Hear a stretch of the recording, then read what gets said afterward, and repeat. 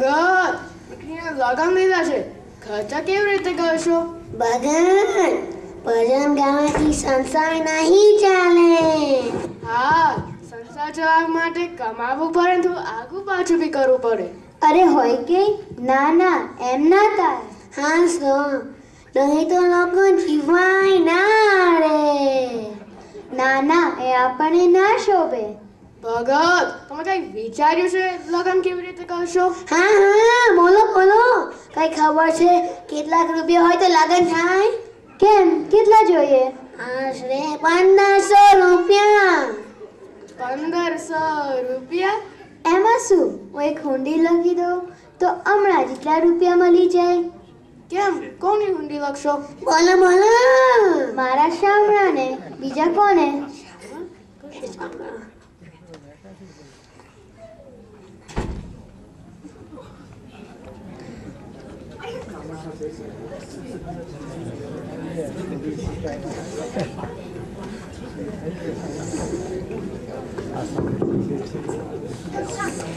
જય શ્રી કૃષ્ણ.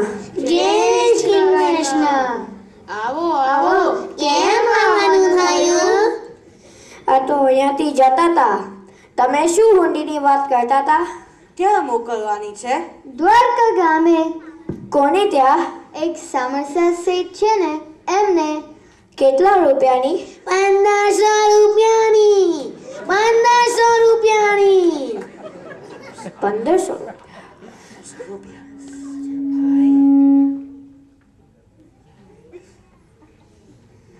અમે પણ દ્વારકા જઈ રહ્યા છે ને હાલ અમારી પાસે 1500 રૂપિયા છે. જોખમ લઈને સાથે જવું એના કરતા લો રૂપિયા તમે રાખો ને હુંડીને શામળા શેઠનું સરનામું અમને આપો, અમે તેમની પાસેથી લઈ લઈશું. જેવી તમારી મરજી.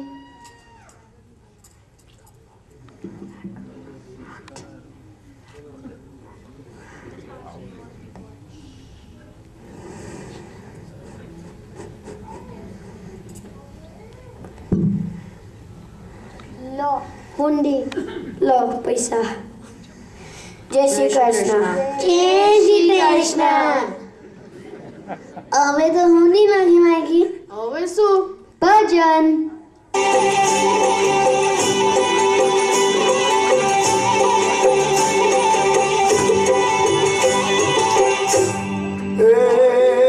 રાણા દિયર ડકરી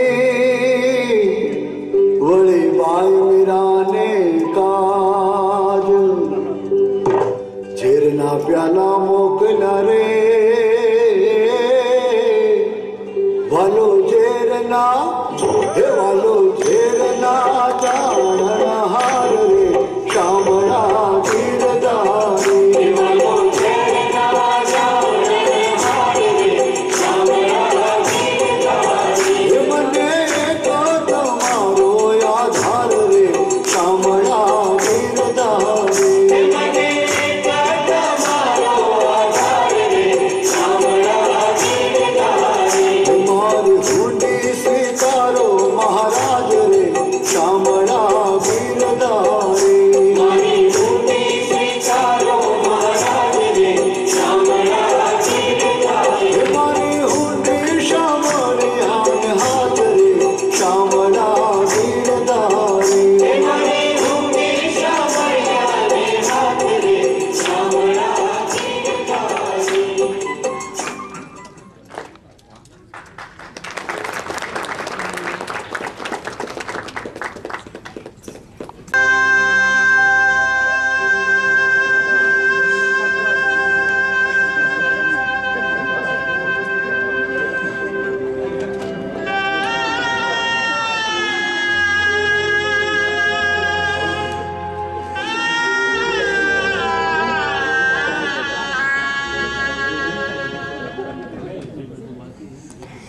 લાગે છે નરસિંહ મહેતાએ આપણે મૂરખ બનાવ્યા.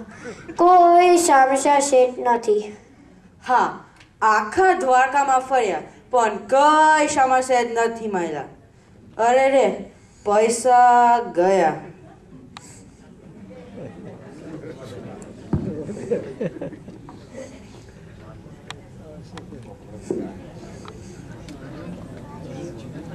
કેમ શું થયું? પૂછો છો શું થયું? હા, કોને? આખું દ્વારકા ફર્યા ને તોય શામેશા શેઠ ના મળ્યા. કેમ શું કામ છે? નરસિંહ મહેતા હુંડી આપી છે તો પૈસા લેવાના છે, પણ આખા દ્વારકામાં કઈ શામળશા શેઠ નથી. લાગે છે અમારા પૈસા ગુમાયા. ના ના હોય, હું જે શામળા શેઠ છું. શામળા શેઠ? હા, ને હું 2000 રૂપિયા લાવ્યો છું. ના, પણ અમારે તો 1500 જ લેવાના છે. તો 500 વધારે, કારણ કે તમે નરસિંહ મહેતાને મદદ કરી.